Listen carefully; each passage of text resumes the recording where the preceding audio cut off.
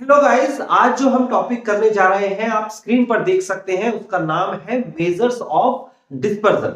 इसे measures of variation भी बोलते हैं।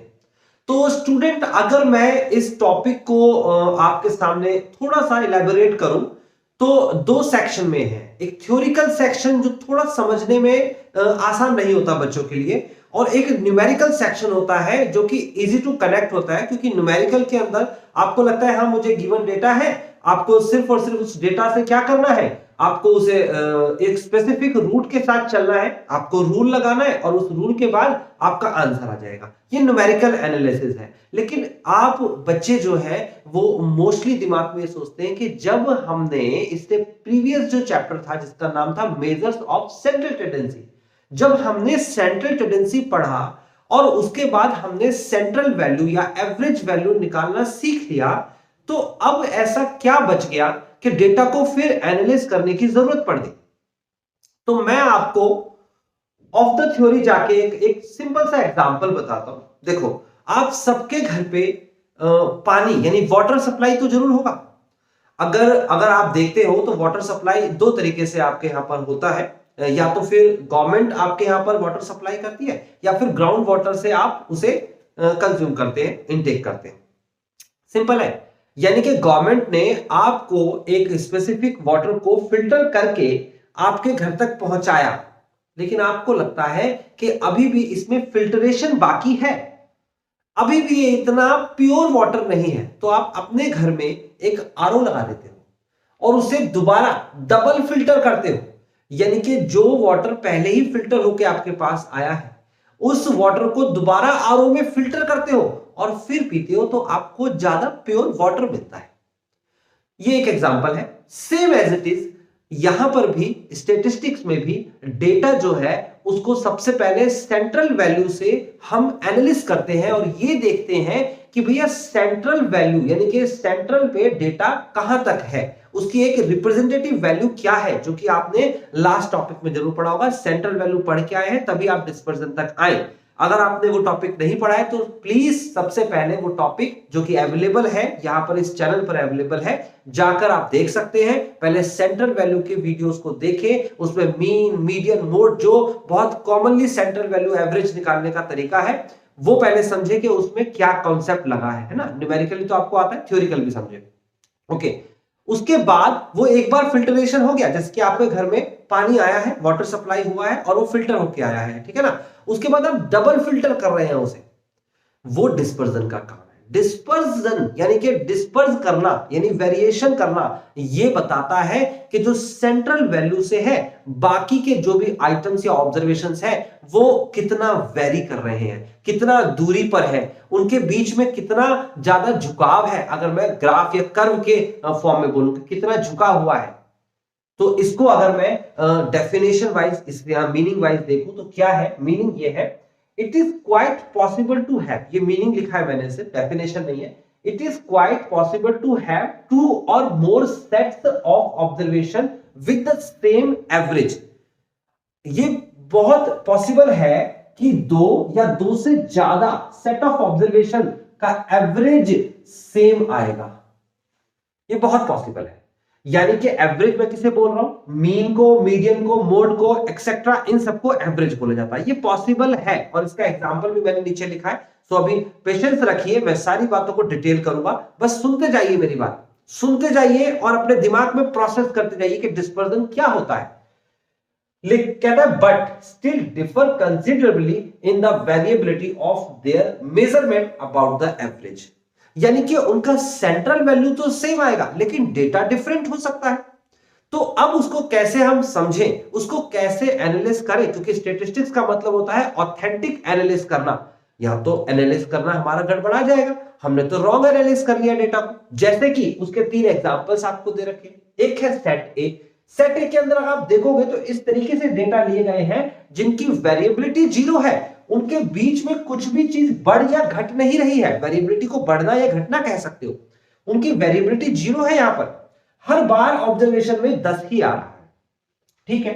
और अगर मैं कहता हूं इन सबका टोटल कितना होगा, तो भैया ये 9 आइटम्स है, 1 2 3 4 5 6 7 8 9, तो इनका टोटल 90 होगा और मीन का फॉर्मूला होता है mean is equal to sigma x यानी कि टोटल अपॉन में एन जितने नंबर्स हैं। तो टोटल इसका 90 होगा, नंबर्स है 9 तो 90 upon 9 is equal to mean आ गया मेरे पास 10। बिल्कुल क्लियरली दिख रहा है, मैं कुछ ज्यादा एफर्ट नहीं कर पाऊंगा क्योंकि सब कुछ तो मैंने लिख दिया है ना। दूसरे डेटा को देखो 6 फिर 7 फिर 8 फिर 9 10 11 12 13 14 यानी कि अगर मैं देखूं तो ये इंडिविजुअल सीरीज का एग्जांपल है। डेटा बढ़ता चला जा रहा है लेकिन कंटिन्यूस बढ़ रहा है। देखो यहां पर एक का गैप होता चला जा रहा है और बढ़ता चला जा रहा है। अगर मैं इसका टोटल करूंगा तो भी 90 ही आएगा, आप टोटल करके देख सकते हो। और 9 ऑब्जर्वेशन है तो इसका मीन भी 10 ही आएगा। तो हम कहीं ना कहीं हमें मिसगाइड कर दिया इस डेटा ने, इसने मिसगाइड कर दिया। एवरेज ने कहा दोनों का मीन 10 है, तो हमारे दिमाग में एक वैल्यू हो गई कि सेंटर ऑफ ग्रेविटी जो मीन का मतलब होता है एक्चुअली वो 10 है। कर्व जो है वो जो झुका हुआ है वो सीधा जो आपके पास सिमेट्रिक कर्व है और सिमेट्रिक कर्व में एक कंडीशन एक स्पेसिफिक पॉइंट पर वो झुका है, वो पॉइंट है 10। लेकिन डेटा तो अलग है यानी कि कर्व तो अलग बन रहा है। तीसरे में देखें तो इसमें देखो 2 के बाद 6, 2 का गैप आ गया, यह वेरिएबिलिटी और बढ़ गई। फिर 2 के बाद 4, फिर 4 के बाद 6, फिर 8, फिर 10 12 14 16 18 यानी कि बढ़ता जा रहा है। लेकिन गैप पिछले वाले से जो वेरिएबिलिटी थी उससे ज्यादा वेरिएबिलिटी है, डेटा ज्यादा स्कैटर्ड है। स्कैटर्ड एक शब्द आएगा, देखो यहां पर लिखा है मैंने स्कैटर, याद रखना। ये स्कैटर बोल सकते हैं, वेरिएशन बोल सकते हैं और डिस्पर्जन बोल सकते हैं। एक ही मीनिंग है, कितना फैला हुआ है डेटा। तो यहां पर तो इनके बीच में गैप ज्यादा है तो डेटा ज्यादा फैला हुआ है। लेकिन अगर देखोगे तो सम इसका 90 ही आएगा, करके आप देख लेना। और उसके बाद यहां पर देखोगे तो 10 ही इसका मीन आ रहा है। इसका बिल्कुल क्लियर सा मतलब है कि ये जो है ये सेंट्रल वैल्यू, ये एवरेज जो निकालना है जिसमें से एक वैल्यू मैंने ली है, मीन भी ऐसे हो सकता है, मोड भी हो सकता है, ये हमें मिसगाइड कर रहा है। लेकिन डिस्पर्जन क्या करता है, उसको दोबारा फिल्टर कर रहा है। एक फिल्टरेशन से दोबारा फिल्टरेशन हो रहा है, दूसरी बार फिल्टर करने को हम डिस्पर्जन बोल रहे हैं। बहुत सिंपल है। अगर इसको मैं ग्राफ के हिसाब से दिखाऊं तो मैं 2 ग्राफ आपके सामने बनाऊंगा। जैसे कि अगर मैं इस टाइप का एक ग्राफ बनाऊं और मैं कहूं कि एक आपके सामने डेटा है, एक डेटा है और उसको मैंने इस तरीके से बनाया, ठीक है। ये मैंने आपको कर्व बताया था जब empirical relationship of mean median mode बताया था, यानी कि मीन मीडियन मोड के बीच में जो रिलेशनशिप बताया था वहां पर ये बताया था सिमेट्रिक कंडीशन है, जितना ये है उतना ही है सिमेट्रिक कंडीशन। इसकी मीन वैल्यू जो है आपके सामने बिल्कुल सेंटर ऑफ ग्रेविटी ये होगी, मोड भी यही होगी और मीडियन भी यही होगा, ये मैंने बताया था। मैंने कहा एक दूसरा ग्राफ लेते हैं, जैसे एक तो सेट ऑफ ग्राफ ये हो गया आपके पास, ग्राफ बनाए सेट ऑफ ऑब्जर्वेशन, ये फर्स्ट है। दूसरा लेते हैं और दूसरे में कुछ ऐसा बना देते हैं ऐसे। तो आप देखोगे कि पहले वाला का जो ये फैलाव है, स्कैटरिंग है, वो कम है, दूसरे वाले का जो फैलाव है वो ज्यादा है। लेकिन दोनों के केस में अगर मैं मीन की बात करूं बच्चे तो मीन दोनों का सेम आएगा। यानी कि यहां पर मैं बोल सकता हूं कि डिफरेंट डिस्पर्जन, डिस्पर्स तो अलग अलग है लेकिन सेम एवरेज यानी कि सेंट्रल वैल्यू सेम है। अगर मैं दूसरे ग्राफ की बात करूं, ग्राफिकली लोकेट करूं, तो ये देखिए, ये मेरे पास इस टाइप से मैंने 2 अलग अलग डेटा ले लिए और मैं मान के चल रहा हूं ये आपको सही से दिख रहा होगा कि ये यहां पर ये जो फैलाव है इसका और ये जो फैलाव है, ये स्कैटरिंग जो है दोनों की, ये दोनों की स्कैटरिंग जो है यानी कि ये फैलाव और ये फैलाव, ये दोनों के दोनों फैलाव जो है ये इक्वल है। यानी कि अगर मैं बात करूं कि डिस्पर्जन तो इक्वल है, लेकिन अगर मैं सेंट्रल वैल्यू की बात करूं तो सेंट्रल वैल्यू इसका अलग है और इसका सेंट्रल वैल्यू अलग है। सेंट्रल वैल्यू डिफरेंट लेकिन सेम डिस्पर्जन, तो ऐसा भी हो सकता है। यानी कि ये सिंपल स्टैटिस्टिक्स में ऐसा नहीं है कि बस क्वेश्चन का आंसर निकाल दो और आंसर आ गया। ये हालांकि तुम्हारे यूनिवर्सिटीज के एग्जाम्स में तो बस आंसर ही पूछेगा, बट थ्योरिकल कॉन्सेप्ट भी जानना जरूरी है। यूनिवर्सिटी के एग्जाम्स में थ्योरिकल कॉन्सेप्ट्स नहीं भी जानते हैं स्टूडेंट्स, तब भी वो एग्जाम में मार्क्स ले आ सकते हैं। लेकिन आगे जब आप अपनी लाइफ में जाएंगे और इस टॉपिक को डील करेंगे तो आपको ये थ्योरी जरूर हेल्प करेगी। इसी पर्पस से मैंने इतना सा लिखा है ये और आपको समझाया है। बट हम मूव करेंगे आज के टॉपिक पे। आज का टॉपिक थ्योरिकल टॉपिक नहीं था, थ्योरिकल टॉपिक नहीं समझाया जा रहा, वहां समझाया जा रहा है न्यूमेरिकल, जो आपके सामने इधर दिखेगा। ये क्या है, कैसे समझेंगे इसे? देखो, सबसे पहले समझते हैं क्लासिफिकेशन, यानी कि डिस्पर्जन का क्लासिफिकेशन। मेजर मतलब कि उसे मापना, उसे नापना। क्लासिफिकेशन ऑफ डिस्पर्जन, इसे 2 अलग अलग सेक्शन में मैंने लिखा है, क्लासिफाई कर सकते हैं। पहला सेक्शन लिखा है एब्सोल्यूट मेजरमेंट। एब्सोल्यूट का मतलब क्या होता है? और दूसरा लिखा है रिलेटिव मेजरमेंट। तो रिलेटिव का मतलब क्या होता है? तो स्टूडेंट मैं बता देता हूं, एब्सोल्यूट उस कंडीशन में कहा जाएगा, यहां मेजरमेंट के केस में एब्सोल्यूट, जबकि जो डेटा है, दो अलग अलग डेटा का कंपैरिजन हो रहा है। ये तो बात बिल्कुल क्लियर हो चुकी है ना। यहां पर 3 डेटा थे, लेकिन मेनली जो 2 डेटा के बीच में कंपैरिजन होगा, 2 अलग अलग सेट ऑफ ऑब्जर्वेशंस होंगे। तो एब्सोल्यूट का मतलब होता है दोनों ऑब्जर्वेशंस में जो यूनिट है, जो मेजरमेंट यूनिट है, वो आप जो ले रहे हो वो इंडिपेंडेंट है। क्या है? इंडिपेंडेंट। इंडिपेंडेंट यूनिट का मतलब क्या होता है? Sorry, dependent. डिपेंडेंट है। डिपेंडेंट यूनिट का मतलब क्या होता है कि पहली जो यूनिट है और जो दूसरी यूनिट है वो एक दूसरे की समान है, डिपेंड करती है। मैं इसको एक सिंपल एग्जांपल से बताता हूं। मान लीजिए मैंने कहा कि 2 क्लासेस हैं, क्लास फर्स्ट और क्लास सेकंड। आपके कॉलेज में 2 क्लासेस हैं और इन 2 क्लासेस में मेरे को एवरेज हाइट निकालनी है। क्या निकालनी है? Average height. तो भाई मैं पहले वाले में जो हाइट लूंगा वो सेंटीमीटर में लूंगा, सेंटीमीटर, और दूसरे वाली क्लास की जो हाइट लूंगा वो मीटर में लूंगा। क्या लूंगा? मीटर में। यानी कि इसका मतलब हो गया, ये सेंटीमीटर में लिया है, ये मीटर में लिया है। तो अगर मैं दोनों डेटा को एनालिसिस करूंगा तो वो एब्सोल्यूट मेजरमेंट का पार्ट नहीं होगा। एब्सोल्यूट मेजरमेंट ये कहता है कि अगर आप कंपैरिजन कर रहे हो तो उनकी यूनिट जो है वो सेम होनी चाहिए। अगर इसके डेटा को मैंने सेंटीमीटर में लिया है तो दूसरे डेटा को भी मुझे सेंटीमीटर में ही लेना पड़ेगा। ये बात क्लियर हुई?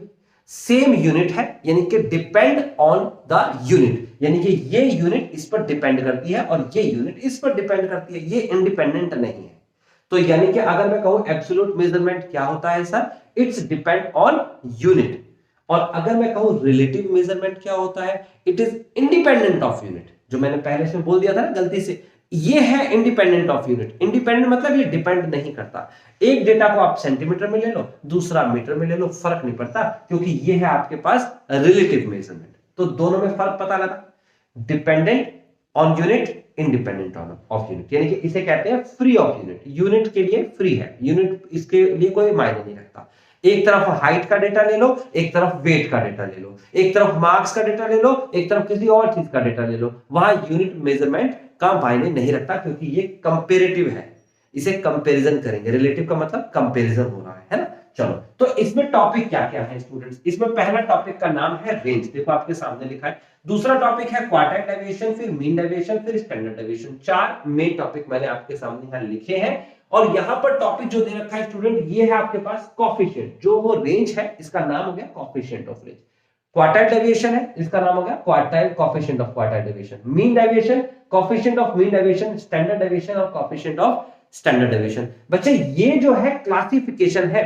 अगर मेरे से पूछोगे या एग्जाम्स पॉइंट ऑफ व्यू से पूछोगे तो आपको पता लगेगा कि जो स्टैंडर्ड डेविएशन है और कोएफिशिएंट ऑफ वेरिएशन है, ये ही सबसे इंपॉर्टेंट डिस्पर्जन होता है इसमें, क्योंकि ये बहुत ऑथेंटिक है। आई होप आपको मेरी बात समझ में आ रही है। आप कहोगे सर यहां रेंज है या कोएफिशिएंट ऑफ रेंज है, quartile deviation, coefficient of quartile deviation, mean deviation, coefficient of mean deviation, but यहां है स्टैंडर्ड डेविएशन, यहां कोएफिशिएंट ऑफ स्टैंडर्ड डेविएशन क्यों नहीं लिखा? ये क्वेश्चन दिमाग में आता है। भैया कोएफिशिएंट ऑफ वेरिएशन के अंदर 2 सेक्शंस पढ़ाऊंगा, जब ये टॉपिक कराऊंगा तब आपको और अच्छे से क्लियर होगा। पहला टॉपिक इसके अंदर होगा कोएफिशिएंट ऑफ स्टैंडर्ड डेविएशन और दूसरा टॉपिक होगा कोएफिशिएंट ऑफ वेरिएशन। ये दोनों में क्या सिमिलैरिटीज है और क्या डिफरेंसेस है, ये इस टॉपिक में मैं बताऊंगा, तो अभी कंफ्यूज नहीं होना। इसके अलावा एक और नाम मैंने यहां नीचे लिखा है, ग्राफिक मेथड या ग्राफिक रिप्रेजेंटेशन ऑफ डिस्पर्जन। ये बताया था मैक्स ओटो लॉरेंज, ये एक अमेरिकन इकोनॉमिस्ट थे, मैक्स ओटो लॉरेंज, जो कि 1876 में 1876 में इनका बॉर्न यानी पैदा हुए हैं और 1959 में इनकी डेथ हुई है। ये मैं इसलिए लिख देता हूं ताकि आपको ये पता लग सके कि भाई ये कौन सा दौर था, कौन सा मतलब जो है टाइम था, जिस टाइम पीरियड में इस पर काम हुआ है। इन्होंने मैक्स ओटो लॉरेंज ने लॉरेंज कर्व नाम से एक ग्राफिकल रिप्रेजेंटेशन दिया है डिस्पर्जन का। तो इसको हम नहीं पढ़ेंगे, हमारे अभी सिलेबस में नहीं है, लेकिन अगर किसी बच्चे के सिलेबस में ये टॉपिक है तो मैं इसको बता दूंगा। एक सिंपल सा ग्राफ ड्रॉ करना होगा। ओके, फिलहाल हम क्या करने वाले हैं, हम आगे की प्लानिंग करते हैं। आज के वीडियो लेक्चर में हम रेंज कवर करने वाले हैं। और कोएफिशिएंट ऑफ रेंज का मतलब। तीन टाइप की सीरीज होती है, इंडिविजुअल सीरीज, डिस्क्रीट सीरीज और कॉन्टिन्यूसली सीरीज। तो बच्चे आज हम इंडिविजुअल, कॉन्टिन्यूसली और डिस्क्रीट सीरीज में रेंज पढ़ेंगे और कोएफिशिएंट ऑफ रेंज पढ़ेंगे। क्या होता है इसको समझेंगे, अभी पढ़ने वाले हैं आज की वीडियो में। नेक्स्ट वीडियो जो आएगी उसमें हम क्वार्टाइल डेविएशन और इसका कोएफिशिएंट पढ़ेंगे। क्वार्टाइल डेविएशन, अगर मीडियन पढ़ा है तो क्वार्टाइल डेविएशन कनेक्ट करेगा, अगर मीडियन नहीं पढ़ा है तो फिक्र मत करिएगा, यहां वीडियो लेक्चर्स अवेलेबल है, आप वहां जाके मीडियंस देख सकते हैं। अगर नहीं देखना चाहते कोई दिक्कत नहीं है, तब भी क्वार्टाइल डेविएशन आपको वैसे ही समझ में आएगा इसी वीडियो में, ठीक है ना। तो अभी फिलहाल सॉरी इस वीडियो में नहीं आएगा क्योंकि तो नेक्स्ट वीडियो का पार्ट है। उसके बाद उससे अगला वीडियो जो आएगा मीन डेविएशन का आएगा। तो मीन डेविएशन में स्टूडेंट्स मीन डेविएशन दो तरीके से निकालते हैं, एक मीन डेविएशन अबाउट मीन, एक मीन डेविएशन अबाउट मीडियन। तो मैं दो अलग अलग वीडियोस बनाऊंगा, यानी कि मीन डेविएशन के दो पार्ट्स में वीडियो आने वाले हैं। और उसके बाद आएगा स्टैंडर्ड डेविएशन। स्टैंडर्ड डेविएशन तो बहुत वास्ट है, इसको समझना ज्यादा अच्छा जरूरी पड़ेगा क्योंकि इसमें करेक्शन, ओमिशन भी आएगा और कंबाइंड स्टैंडर्ड डेविएशन भी आएगा। इसके बहुत सारे प्रैक्टिकल्स भी क्वेश्चन आएंगे, एप्लीकेशन बेस्ड क्वेश्चन, देन उसके साथ साथ कोएफिशिएंट ऑफ वेरिएशन। तो ओवरऑल मैंने बताया डिस्पर्जन के अंदर ये 7-8 वीडियोस आपको कंप्लीट देखने हैं, तब आपको डिस्पर्जन अच्छे से समझ में आएगा। चलिए, तो आज की वीडियो के हिसाब से हम रेंज और कोएफिशिएंट ऑफ रेंज स्टार्ट कर देते हैं। अगर आप चाहें तो इसका स्क्रीनशॉट ले सकते हैं, देन उसके बाद हम न्यूमेरिकल करते हैं।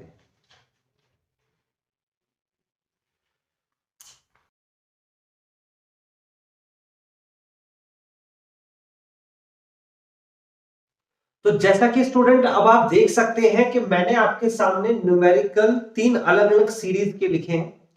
हम रेंज पढ़ रहे हैं, उसमें सबसे पहला इंडिविजुअल सीरीज लिखा है, उसके बाद मैंने डिस्क्रीट और उसके बाद कॉन्टिन्यूसली सीरीज। 3 अलग अलग एग्जांपल्स आपके सामने लेके आया हूं ताकि आपको कोई भी प्रॉब्लम फेस ना करनी हो जब आप एक्सरसाइज करें। तो फिलहाल हम जब रेंज को समझते हैं तो ये एक पुअर मेजरमेंट ऑफ वेरिएशन।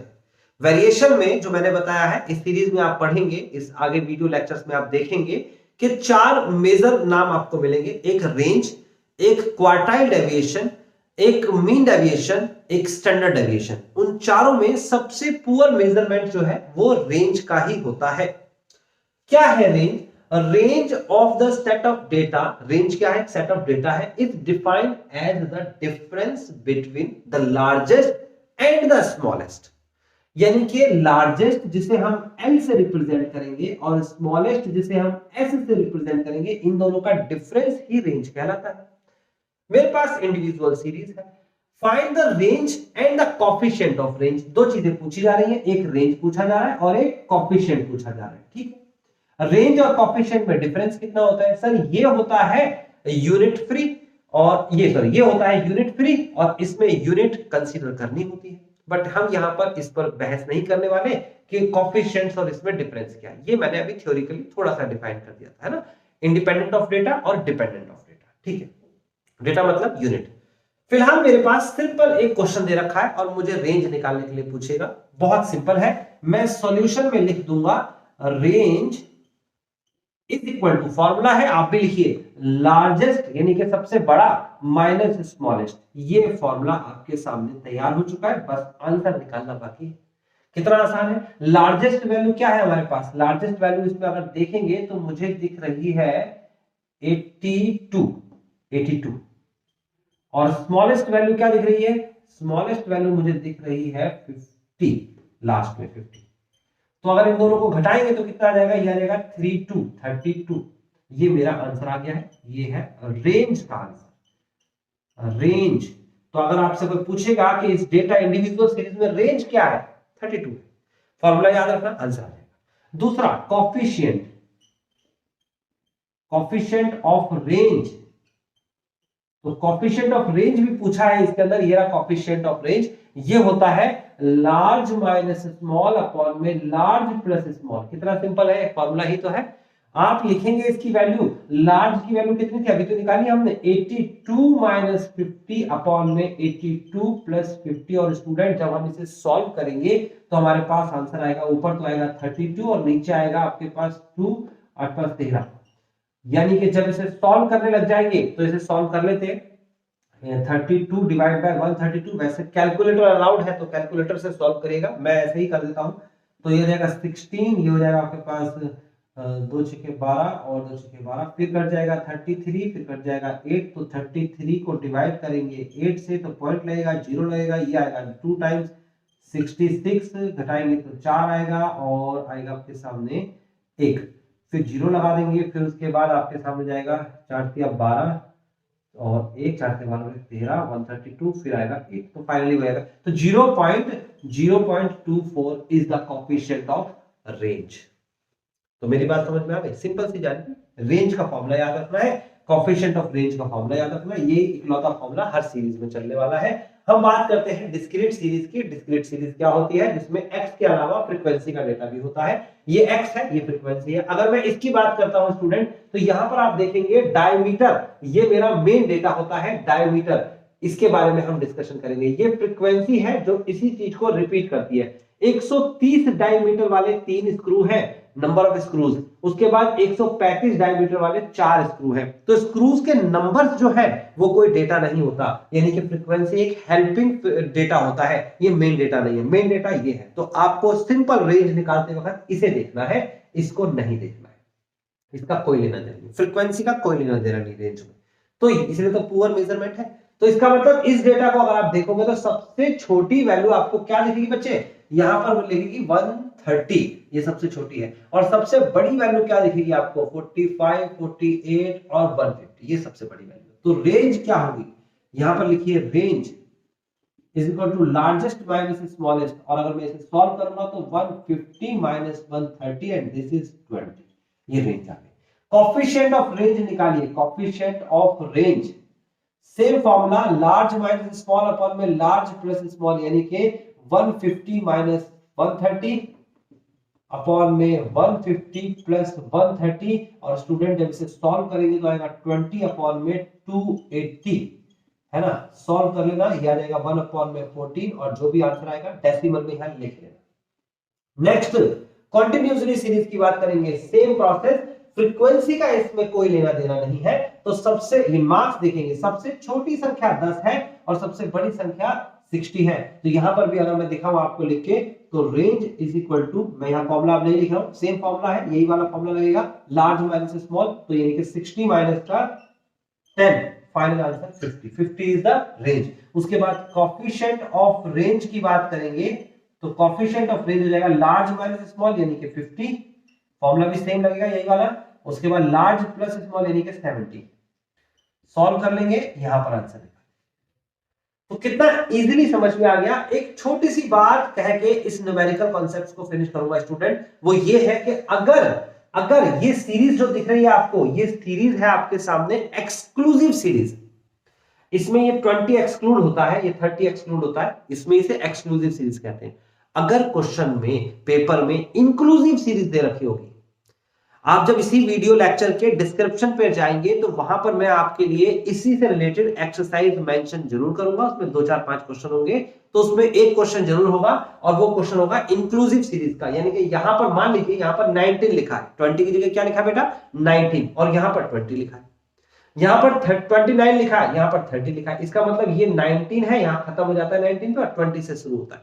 दोनों के बीच का गैप है 1, उस 1 का करेंगे हाफ, आएगा आंसर 0.5। तो पहले 0.5 यहां घटाएंगे, यहां जोड़ेंगे, हर किसी में ऐसे करेंगे, यहां घटाएंगे, यहां जोड़ेंगे। तो स्मॉलेस्ट वैल्यू 10 नहीं होगी, 10 9.5 होगी। लार्जेस्ट वैल्यू 60 नहीं होगी, 60.5।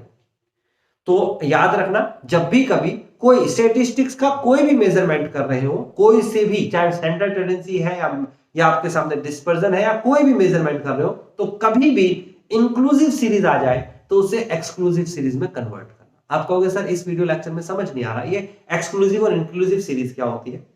इसके लिए पूरी सीरीज देखनी पड़ेगी।